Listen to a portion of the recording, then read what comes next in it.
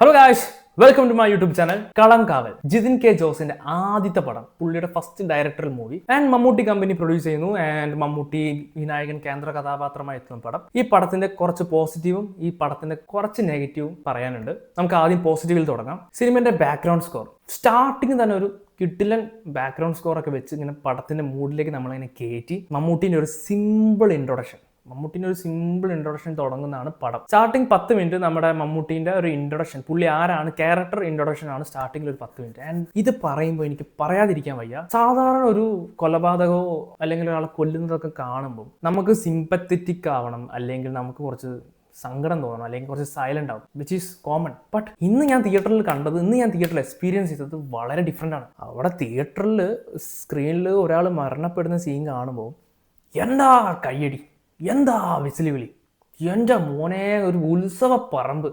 And പുറത്തുനിന്ന് ഒരാൾ നോക്കുമ്പോൾ വിചാരിക്കും നമുക്കെല്ലാവർക്കും ഭ്രാന്താണ്. നോ മാൻ, ഇതെന്താ നടക്കുന്നത് വെച്ചാൽ ഇവിടെ ആൾക്കാർ കൈയടിക്കുന്നത് മമ്മൂക്കൻ്റെ പെർഫോമൻസ്, പുള്ളിയുടെ മുഖത്ത് വരുന്ന ഭാവങ്ങൾ, പുള്ളിയുടെ ആക്ടിങ് മാൻ. അല്ലാതെ ഇവിടെ ആരും നെഗറ്റീവ് സ്പ്രെഡ് ചെയ്യാനോ കൊലപാതകം പ്രൊമോട്ട് ചെയ്യുന്നതല്ല. എല്ലാവരും ആസ്വദിക്കുകയാണ്.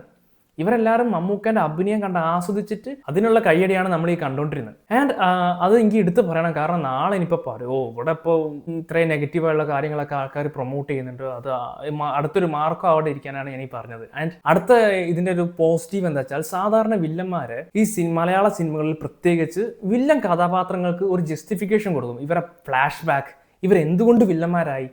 ഈ പടത്തിൽ അതൊന്നുമില്ല. ഇയാളൊരു വില്ലനാണ്, പ്യൂർ വില്ലനാണ്, ജനിച്ചപ്പോഴേ വില്ലനാണ്.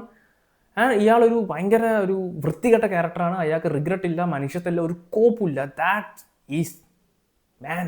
ഭയങ്കര പോസിറ്റീവായി എനിക്ക് ഫീൽ ചെയ്തൊരു മറ്റൊരു കാര്യമാണ് ഈ പടത്തിൽ. സാധാരണ ഞാൻ പറഞ്ഞില്ലേ, ഇനി ഈ പടത്തിന്റെ മറ്റൊരു പ്രത്യേകത വെച്ചാൽ ഇതിലെ കാസ്റ്റ്. ടു ബി ഓണസ്റ്റ്, എനിക്ക് വിനായകനെക്കാട്ടും പെർഫോമൻസ് ഇഷ്ടമായത് മമ്മൂട്ടിനെയാണ്. മമ്മൂട്ടിനെ ആർക്കും എത്ര പ്രായമായാലും ഹീസ് ദ മാൻ. ആൻഡ് അടുത്തൊരു പോസിറ്റീവ് എന്താ വെച്ചാൽ, ഫസ്റ്റ് ഹാഫിലെ ഒരു റിവീലിംഗ് സീൻ ഉണ്ട്. ഫസ്റ്റ് ഹാഫ് കഴിയാൻ നേരം കിഡു സീനാണ്. ഞാൻ സ്പോയിലർ ഒന്നും പറയുന്നില്ല. ഫസ്റ്റ് ഹാഫ് 1 മണിക്കൂറേ ഉള്ളൂ. അത് മറ്റൊരു പോസിറ്റീവാണ് ഈ പടത്തിന്റെ. സെക്കൻഡ് ഹാഫിൽ ഭയങ്കര ഇൻവെസ്റ്റിഗേഷൻ റിയലിസ്റ്റിക് ആയിട്ടാണ് ഇവരെടുക്കുന്നത്. ആൻഡ് ഈ പടത്തിന്റെ കാസ്റ്റ് ആൻഡ് ഈ സിനിമയുടെ നെഗറ്റീവിനെ കുറിച്ച് സംസാരിക്കാം നമുക്ക്. ഇതിന്റെ സെക്കൻഡ് ഹാഫ് കുറച്ച് ലാഗായിട്ട് നമുക്ക് ഫീൽ ചെയ്യും. അനാവശ്യമായിട്ടുള്ള സോങ്സോ ഒന്നുമില്ല പടത്തിൽ. ഭയങ്കര റിയലിസ്റ്റിക് ആയിട്ടുള്ള ഇൻവെസ്റ്റിഗേഷൻ ആണ്. സോ ഈ ഒരു ലാഗ് നമുക്ക് ഫീൽ ചെയ്യാനുള്ള കാരണം ആ ഒരു ഇൻവെസ്റ്റിഗേഷൻ മെത്തേഡ് ഭയങ്കര റിയലിസ്റ്റിക് ആയിട്ടാണ്.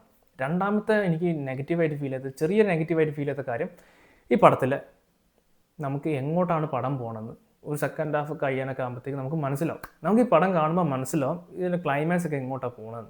ഭയങ്കര പ്രെഡിക്റ്റബിളായിട്ട് ഫീൽ ചെയ്തു. ഇതൊന്നും അല്ലാതെ ഈ സിനിമയെക്കുറിച്ച് എനിക്ക് വളരെ മോശമായിട്ടൊന്നും തോന്നിയിട്ടില്ല.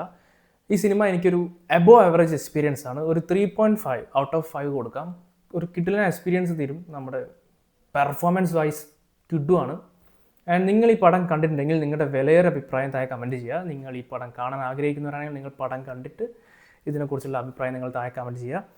ആൻഡ് നിങ്ങൾക്ക് എൻ്റെ വീഡിയോ ഇഷ്ടപ്പെട്ടാൽ പ്ലീസ് ലൈക്ക് ആൻഡ് എന്നെ സപ്പോർട്ട് ചെയ്യുക. എൻ്റെ അടുത്ത വീഡിയോ കാണുന്നവരെ എല്ലാവർക്കും ബൈ.